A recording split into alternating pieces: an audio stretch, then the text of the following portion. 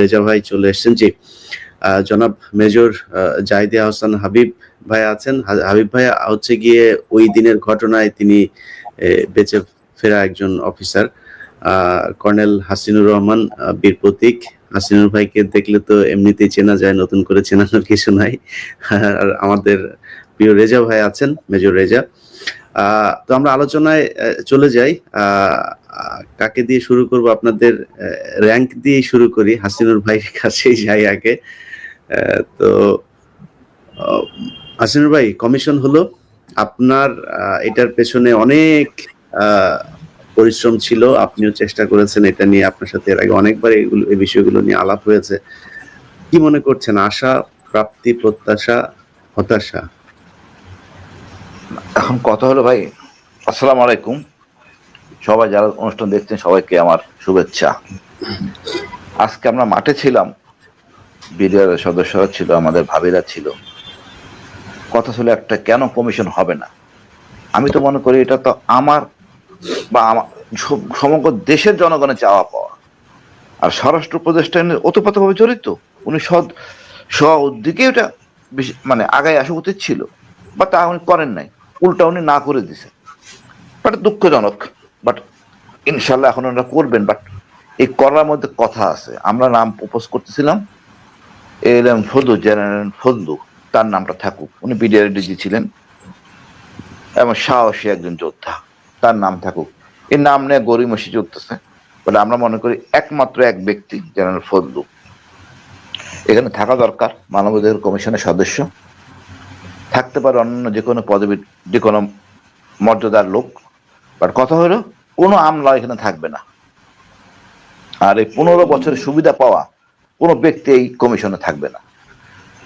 আমি বিশ্বাস করি কমিশনও হবে এবং এই সপ্তাহের মধ্যে ইনশাল্লাহ মামলাও হবে, যাতে কেউ ছাড় না পায়। আমি ব্যক্তিগতভাবে মনে করি বাংলাদেশের ভিতরে কোনো দুর্ঘটনা বা অঘটন ঘটে যদি, এটার দায়িত্ব হলো হোম মিনিস্ট্রি।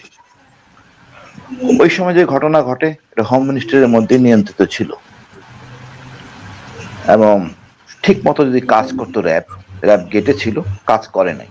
কেন করে নাই তা তদন্তের মধ্যে আসবে। যতটুকু জানি তারেক সিদ্দিকী কাজ করতে দেন নাই। এই জেনারেল তারেক সিদ্দিকী আসলে সব জায়গায় ওতপ্রোতভাবে জড়িত, অপকর্মের সাথে জড়িত।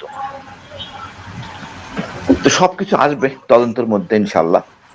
এবং যদি সেনাবাহিনী, যদি হোম মন্ত্রণালয়, স্বরাষ্ট্র মন্ত্রণালয় না পারে কোনো কাজ করতে, তখন তারা ডিফেন্স মিনিস্টারের কাছে আবেদন করে, হ্যাঁ আমরা পারতেছি না, হেল্প আস আউট। কিন্তু তা করার সুযোগ ছিল না। তো ডিফেন্স মিনিস্টার ছিল শেখ হাসিনাই এই অপরাধের সাথে জড়িত, ওতপ্রোতভাবে জড়িত। তো উনি চান নাই সমস্যার সমাধান হোক। ইনফ্যাক্ট রৌমারি আর পাদুয়া, এই দুইটা ইনসিডেন্টে বিএসএফ এর চরম বিপর্যয় ঘটে। তাদের একটা সাহসী বা মনোবল খুবই খারাপ, নিম্নমানের ছিল। তাদের দরকার ছিল আপডেট করা। শেখ হাসিনার সাথে এটা, মানে আমার বিশ্বাস যে গত 2টা বছর 111-এর সাথে প্ল্যান করেই কাজটা করা হয়েছে। শেখ হাসিনা এটার সাথে ওতপ্রোতভাবে জড়িত। তার মন্ত্রিসভার নানক, তাপস, শেখ সেলিম, এমপি বেল্লাল, আমরা সবগুলি চক আউট করছি কাদের কাদের দেওয়া দরকার। ইনশাল্লাহ আমরা সবাই দেখতে পাবো, দৃশ্যমান হবে, এবং এটা আন্তর্জাতিক অপরাধ ট্রাইব্যুনালে বিচার হবে ইনশাল্লাহ।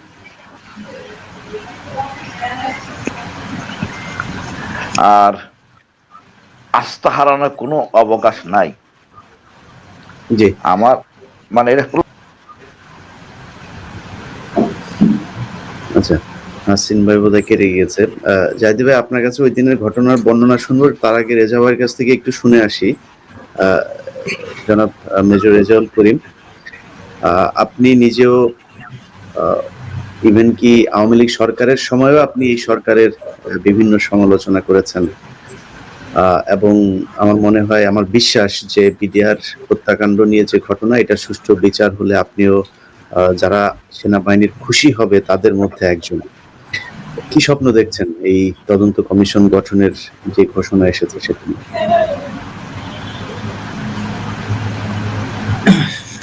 সকল দর্শক সবাইকে এবং এখানে উপস্থিত যারা সবাইকে আসসালামু আলাইকুম। সর্বপ্রথম সকল প্রশংসা মহান আল্লাহ তাআলা, এবং এরপরে আমি ইলিয়াস হোসেনকে ধন্যবাদ দেব। বিশেষ করে আমি দর্শকদের উদ্দেশ্যে একটা কথা বলতে চাই যে আমি আসলে কেন ইলিয়াস হোসেনকে ভালোবাসি মন থেকে এবং রেসপেক্ট করি। কারণ হচ্ছে দুটো কারণে। একটা হচ্ছে হলো আমাদের দেশে অনেক এখন নব্য প্রতিবাদী বের হয়েছে। আমাদের দেশে অনেকে এখন নতুন করে প্রতিবাদ করছেন, অনেকেই ধর্মের কথা বলেন, সততার কথা বলেন, অনেক কিছু। কিন্তু আমি প্রায় 12-14 বছর আরো বেশি সময় ধরে আমি ইলিয়াস হোসেনকে চিনি, যাকে আমি একটা জায়গায় সবসময় খুব মজবুত ইমানের একটা মানুষ। কাজকর্মে ভুল ত্রুটি সমালোচনা অনেক কিছু থাকতে পারো, বাট আমার কাছে একটা পরীক্ষিত ইমানের মানুষ। এই কারণে আমি ওই যে মুসলমানদের সম্পর্কটা কি ইমানি শক্তির সম্পর্ক, তো সেই ইমানের বিষয়ে আমি আসলে ওই দিক থেকে ইলিয়াসকে সবচেয়ে বেশি ভালোবাসি এটা। আর দুই হচ্ছে তার লোভ লালসা নাই, নির্লোভ। বর্তমানে অনেকেই যারা কাজ করে অনেকেই অনেক সুযোগ সুবিধা নেয়। আমরা যারা পূর্বে প্রতিবাদ করার পরে আমাদের অনেকের হাতে অনেক সুযোগ আসছে, তার মধ্যে অনেকেই সুযোগ গ্রহণ করেছে, বাট ইলিয়াস সেই সুযোগটা নেয়নি। এই জন্য আমি আমার রেসপেক্ট, ভালোবাসা এবং সেলুট টু ইলিয়াস হোসেন। আচ্ছা, এখন মূল প্রসঙ্গটাই ফিরি। অ্যাকচুয়ালি পিলখানার কথাটা বলতে গেলে আমাদের অনেকগুলো বিষয় এখানে আসে, বাট আমি একটা বিষয় সবচেয়ে বেশি গুরুত্ব আরোপ করবো। সেটা হচ্ছে কি যে বাংলাদেশে আপনারা যা দেখেন, এখানে বিশেষ করে হাসিন স্যারের সাথে আমার আলাদা একটা সম্পর্ক আছে। স্যারকে আমার সরি স্যার, আমি সালাম দিতে ভুলে গেছিলাম। আসসালামু আলাইকুম স্যার। আমরা হাসিনুর স্যারকে নিয়ে এই প্রসঙ্গে ইলিয়াসকে লক্ষ্য করে বলি, ইলিয়াস হাসিনুর স্যারকে যখন গুম করা হয়, স্যারকে নিয়ে একটা পোস্ট দিয়ে আমি নিজেও গুম হয়ে গেছিলাম। এটা এই বিষয়ে স্যারের সাথে গত কিছুদিন আগে ইউনিভার্সিটি সেমিনারে বসে গল্প করতেছিলাম আমরা। না, ওই সময় ওনার জন্য অনেক, এবং কি এই যে বিএনপির অনেক যারা অনলাইনে কাজ করতো তাদের অনেককেও আটক করা হয়েছিল ওই সময়। মানে আমরা মারাত্মক রকম একটা বিভাগে পড়তাম। তো এটা নিয়ে স্যারের সাথে সেদিন অনেক কথা বলছিলাম। তো যাই হোক, আমাদের বাংলাদেশের একমাত্র হিরো যিনি দুইটা গ্যালান্ট্রি অ্যাওয়ার্ড পাওয়া, এবং স্বাধীনতার যুদ্ধের সেই গ্যালান্ট্রি অ্যাওয়ার্ড না, স্বাধীনতা যুদ্ধের বাইরে পার্বত্য চট্টগ্রামে গ্যালান্ট্রি অ্যাওয়ার্ড পাওয়া এটা চারটিখানি কথা না। তো যাই হোক, তো সেরকম একজন মানুষকে গুম করা হয়েছিল, এতে বোঝা যায় বাংলাদেশে আমাদের কোন আমল আমরা পার করেছি। তো যাই হোক, এই অ্যাকচুয়ালি আমি সবচেয়ে বেশি গুরুত্ব আরোপ করি পিলখানা ঘটনাকে এই জন্য যে পিলখানা ঘটনার সাথে যদি আমরা ওই জায়গায় ফিরে যাই, তাহলে বাংলাদেশের যত অপকর্ম আছে সমস্ত অপকর্মের সৃষ্টি, উৎপত্তি, জার্মিনেশন এই পিলখানা থেকে শুরু। বাংলাদেশটা ধ্বংস শুরু এই পিলখানার মাধ্যমে, বাংলাদেশটা বিক্রি শুরু পিলখানার মাধ্যমে। বাংলাদেশ যে অন্য কোনো রাষ্ট্রের তাবেদার হয়েছে, বিক্রি হয়েছিল, বাংলাদেশ সরকার যে একটি পুতুল সরকার ছিল, শেখ হাসিনা যে অন্যের কাছে তিনি নির্ভরশীল ছিলেন, এটা পরিষ্কারভাবে দৃশ্যমান হয়েছিল এই পিলখানা ঘটনা। এবং এই এক পিলখানা ঘটনাকে যদি আমরা সামনে রাখি, পিলখানার অপকর্মগুলোকে যদি সামনে রাখি, সত্যি কথা সমস্ত অন্যায় বাংলাদেশের বিচার হয়ে যাবে, সমস্ত অন্যায় পরিষ্কারভাবে ফুটে উঠবে। সমস্ত কিছু সূত্র এই পিলখানা, একটু আমরা যদি খেয়াল করি। এবং এই পিলখানার কুশীলব যারা ছিল, এই পিলখানা হত্যাকাণ্ডের সাথে যারা জড়িত, এবং এই হত্যাকাণ্ডের সময় যারা সুবিধাভোগী, এবং এই হত্যাকাণ্ডের যারা এই শেখ হাসিনাকে রক্ষা করতে চেয়েছিলেন, বা এই হত্যাকাণ্ডে জড়িত ব্যক্তিদেরকে যারা রক্ষা করতে চেয়েছিলেন, সেই ব্যক্তিগুলি পরবর্তীতে গডফাদার, মাফিয়া, বা তারাই পরবর্তীতে বাংলাদেশে খুনি, গুমের হোতায় মানে হোতার মহানায়ক হয়েছিলেন। আপনারা জাস্ট খেয়াল করে দেখবেন, পিলখানা হত্যাকাণ্ডের সময় কিছু ব্যক্তিরা, তারা কিছু অফিসার আমাদের যখন তদন্ত প্রক্রিয়া শুরু হয়, যখন এই পিলখানা হত্যাকাণ্ড নিয়ে যখন আর্মি অফিসাররা প্রতিবাদ করা শুরু করে, এই সেনাকুঞ্জে যখন শেখ হাসিনার সাথে প্রতিবাদ হয়, যখন সেনাপ্রধান মঈনু আহমেদের সাথে প্রতিবাদ হয়, সেই সময়ে এই আমাদের সেনাবাহিনীর কতিপয় অফিসার তারা তখন শেখ হাসিনার সাথে যোগাযোগ করা শুরু করেছিলেন, এই কথা বলে যে কি ষড়যন্ত্র হচ্ছে। তারা জাসুস সেজে শেখ হাসিনার অতি সন্নিকটে গিয়েছিলেন। এবং এই পিলখানা ঘটনার পরে এই সুযোগটা হয়েছিল। অনেক অফিসার জীবনে যোগ্যতা তো দূরের কথা, এরা সত্যিকার অর্থে একটা পুলিশের কনস্টেবল হওয়ার যোগ্যতা নাই, এমন কিছু অফিসারও ছিল, যারা যে কোনো কারণে হোক, কোনো এক্সট্রা সময় হয়তো আর্মি চাকরি যেভাবে হোক পেয়েছিল, বাট পরবর্তীতে এরা প্রমোশন পাওয়ার যোগ্য ছিল না, তারা বুঝে গিয়েছিল আমি মেজরের পরে আর কিছুই হতে পারবো না বা ক্যাপ্টেনের পরে কিছু হতে পারবো না। সেই মানুষগুলো তখন চিন্তা করলো this the right time Sheikh হাসিনার দৃষ্টি আকর্ষণ করার। তখন তারা কি করলো, এই শেখ হাসিনার কাছে তারা বিভিন্ন তথ্যের নামে বিভিন্ন অফিসারকে ফাঁসানো শুরু করলো, এবং এটা পিলখানার ঘটনার মাধ্যমে। আমার এই দুটো coursemate they lost their job. তার মধ্যে একটা কোর্সমেট কোর্সের প্রথম দিকে, এবং আরেকটা কোর্সমেট সেও খুব ভালো অফিসার, দুইজনেই কিন্তু তারা ক্যাপ্টেন র্যাঙ্কে তখন চাকরি হারাইলো। কি কারণে? একটাই অপরাধ ছিল, সেনাকুঞ্জে যখন অল অফিসারকে শেখ হাসিনা এবং মইন আহমেদ অ্যাড্রেস করছিল তখন সেখানে তারা প্রতিবাদ করেছে। তো এই ঘটনা এবং এই কোর্সমেটদের আরো কিছু অফিসারদেরকে যাদের চাকরুচ্যুত করা হলো, তাদেরকে চাকরুচ্যুত করার পেছনে যারা এই যে বিভিন্ন তথ্যপাত্র দিয়েছিল, সরবরাহ করেছিল, এবং বাংলাদেশ সেনাবাহিনীতে বিভিন্ন যে ভুয়া মিউটিনির কথা তৈরি করা ছিল, সব নাটক ছিল, সবই নাটক। এই হাসিন স্যার নিজে ভালো করে জানেন, যেমন কামরুল স্যার থেকে শুরু করে অনেকগুলো অফিসারকে মিউটিনি নাম দেওয়া হয়েছিল। অ্যাকচুয়ালি কি এই কথাগুলো শেখ হাসিনাকে এই জন্য বলা হয়েছিল যে বাংলাদেশে একটা মিউটিনি হতে যাচ্ছে, ষড়যন্ত্র হতে যাচ্ছে। তো এই তথ্যটা যে শেখ হাসিনার কাছে দেয়, সে অটোমেটিক্যালি কিন্তু সে আপন হয়ে যায়।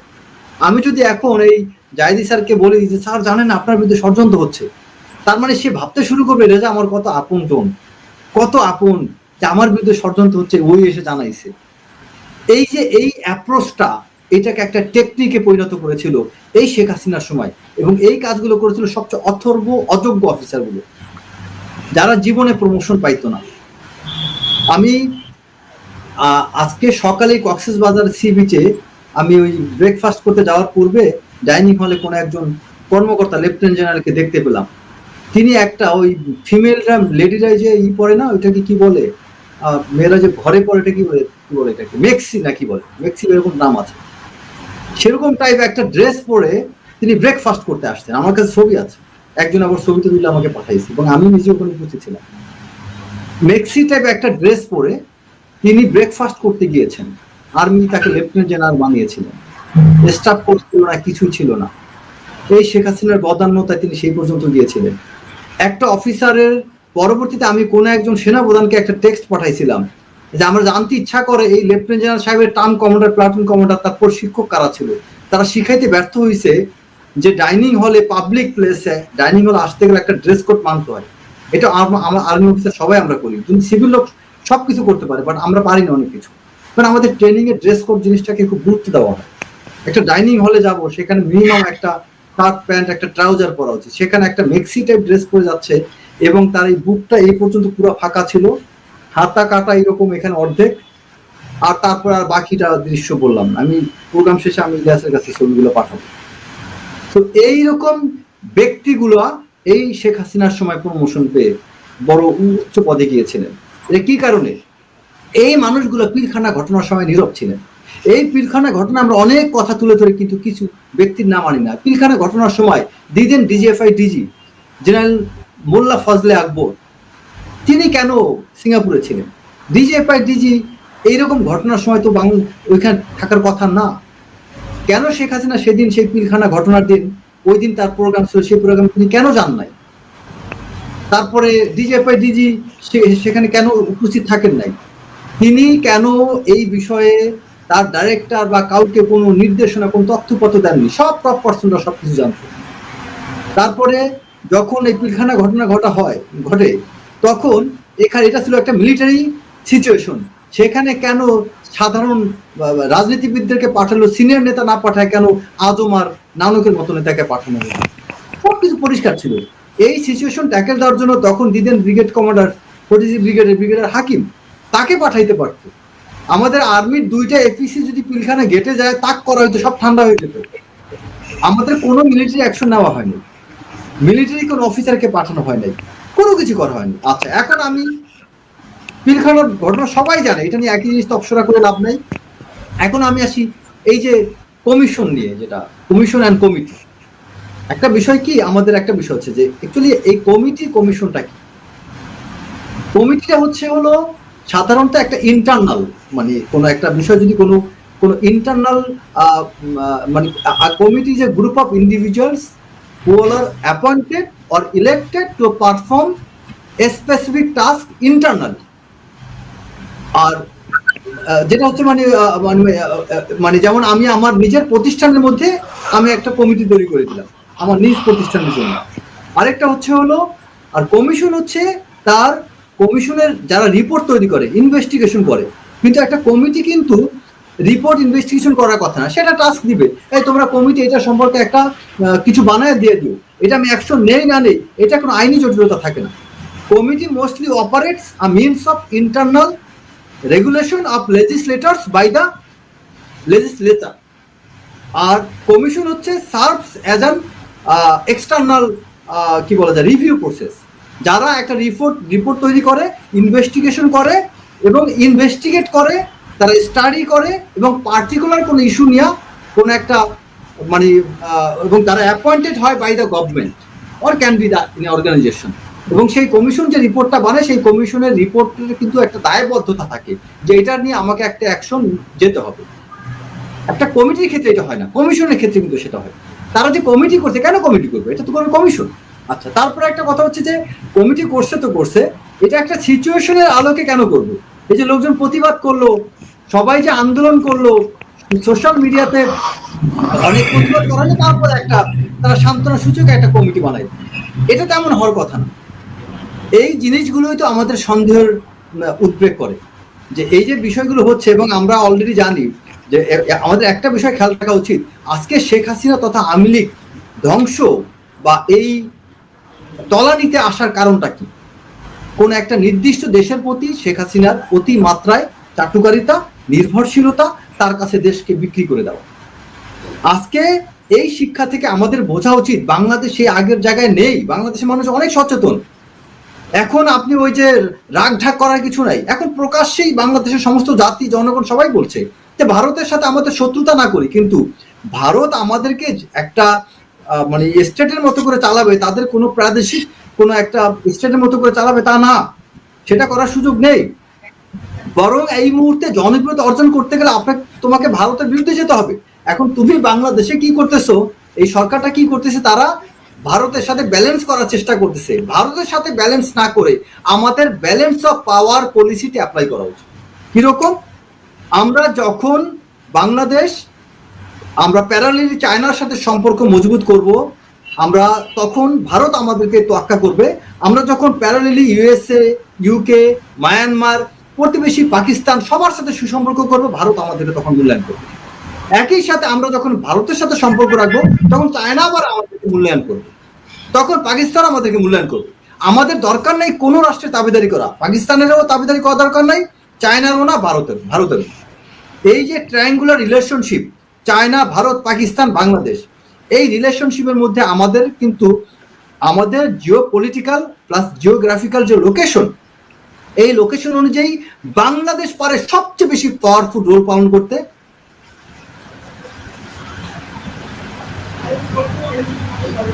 জাহিদি ভাই, জি, আসসালামু আলাইকুম। বিজয় এর শুভেচ্ছা জানিয়ে আমি শুরু করছি। আমি মেজর মোহাম্মদ জাহিদি আহসান হাবিব, 25 লং কোর্সের এখন অবসরে আছি। আমি সেদিন